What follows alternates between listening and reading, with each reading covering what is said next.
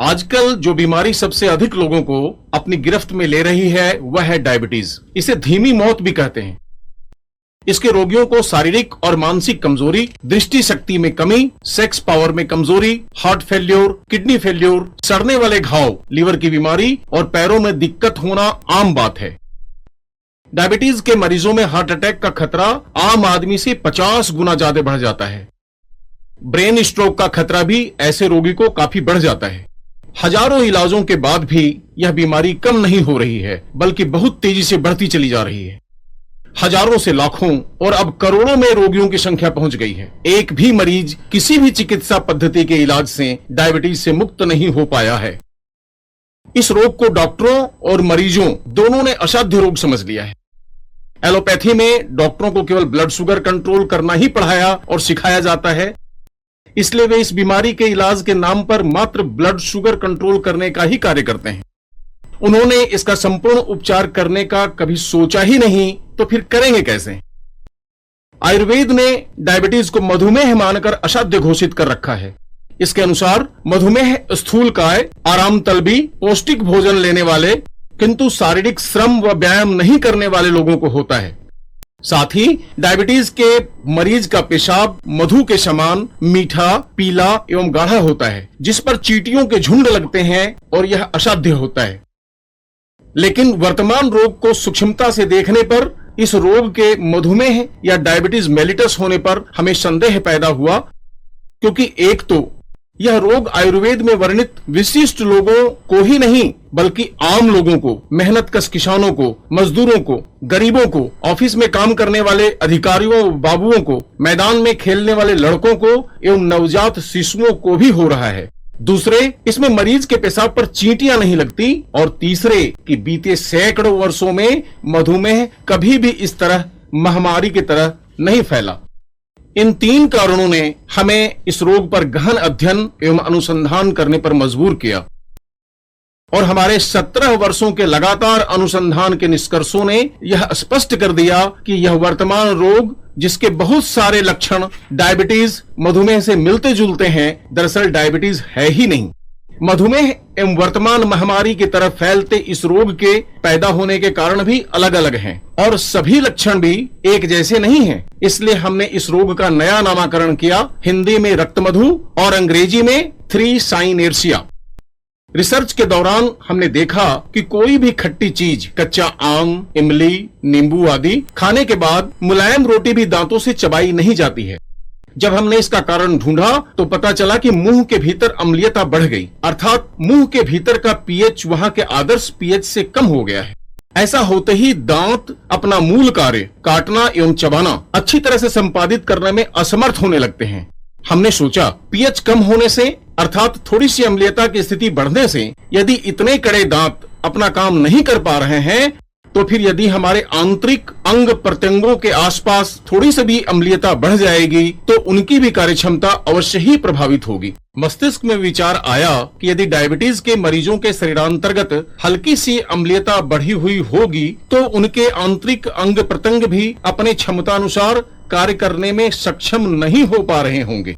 इसका पता लगाने के लिए उनके सुबह सुबह के पेशाब एवं लार का टेस्ट किया तो हम परिणाम देखकर दंग थे कि सभी डायबिटीज रोगियों के मूत्र का पीएच स्वस्थ व्यक्तियों के पेशाब के पीएच से कम था, अर्थात रोगियों के पेशाब में हल्की सी अम्लीयता बढ़ी हुई थी।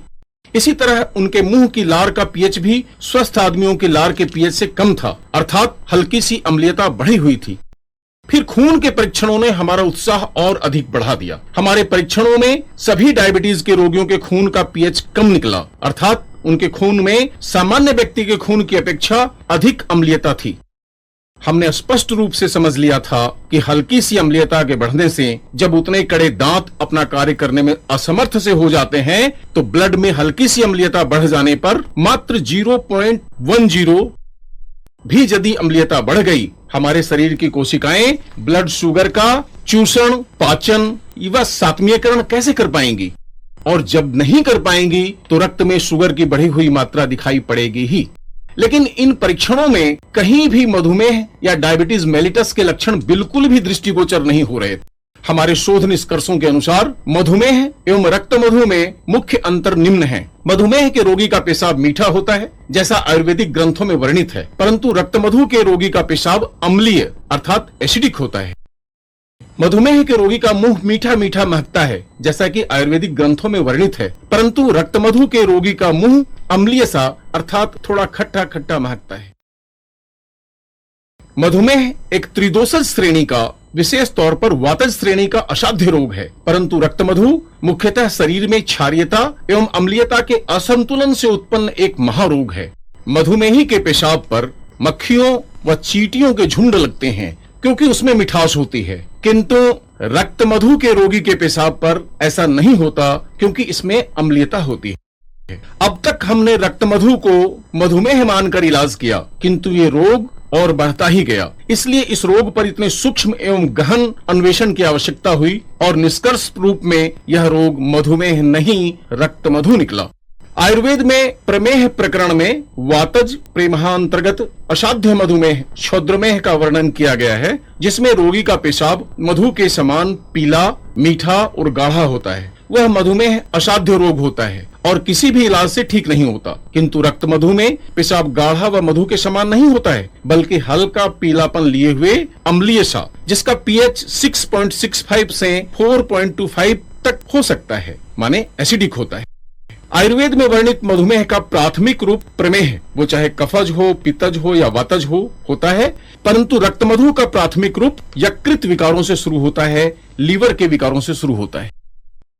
रक्त मधु एक शरीरगत अम्लीयता और क्षारीयता के असंतुलन से उत्पन्न वैषम्यता जनित रोग है, जिसमें रोगी के लीवर, पैंक्रियाज, रक्त, इंसुलिन आदि के अंदर एवं आसपास हल्की सी अम्लीयता बढ़ जाती है, जिससे उनकी कार्यक्षमता कम या शून्य हो जाती है। अब प्रश्न उठता है कि इस रोग के रोगी किसी भी इलाज से ठीक क्यों नहीं हो रहे हैं। वास्तविकता यह है कि 99.9% डॉक्टर्स डायबिटीज के मूल कारणों को जानते ही नहीं।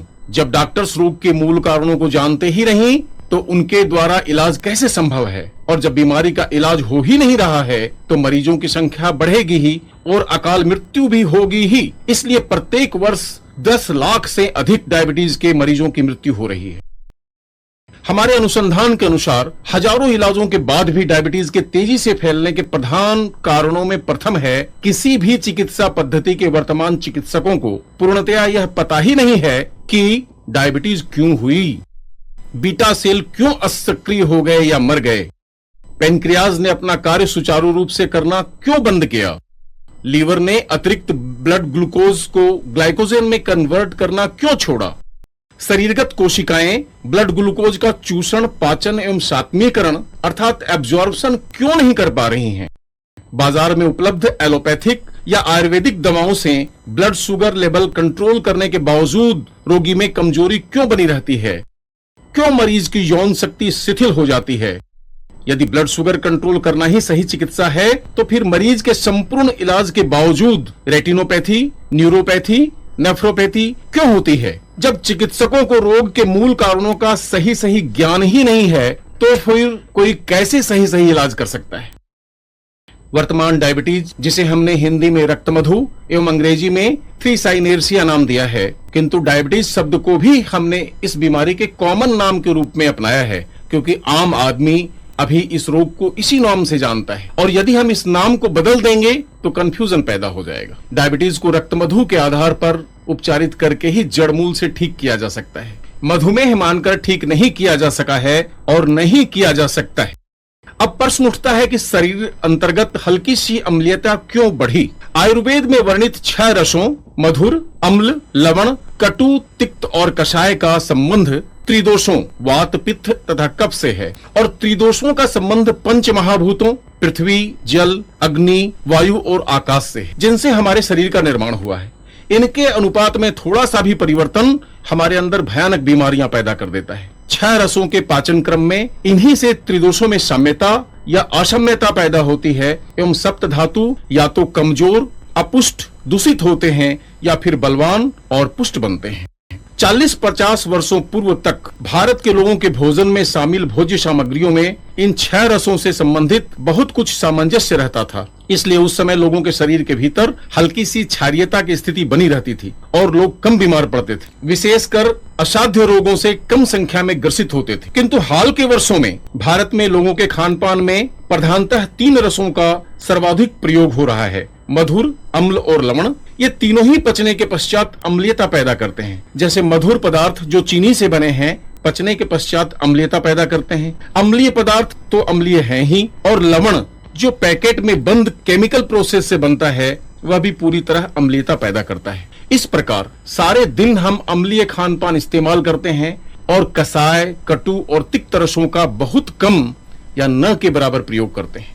इससे त्रिदोषों में असाम्यता उत्पन्न हो गई है और सप्तधातु दूषित होकर शरीर में भयानक बीमारियां पैदा होनी शुरू हो गई हैं। उपरोक्त तीनों रसों के सर्वाधिक प्रयोग से शरीर के अंतर्गत अम्लीयता बढ़ गई और जिसके कारण कोशिकाएं अपना कार्य सुचारू रूप से करने में असमर्थ सी होने लगीं। ठीक वैसे ही जैसे मुंह में अम्लीयता बढ़ने से दांत अपना कार्य करने में लाचार से हो गए थे और तब डायबिटीज पैदा हो गई। हमने डायबिटीज के मूल कारणों को जान लिया है और इसके संपूर्ण इलाज के लिए दवाएं भी बना दी हैं। कई लोग सदा सर्वदा के लिए इस बीमारी से मुक्त भी हो गए हैं।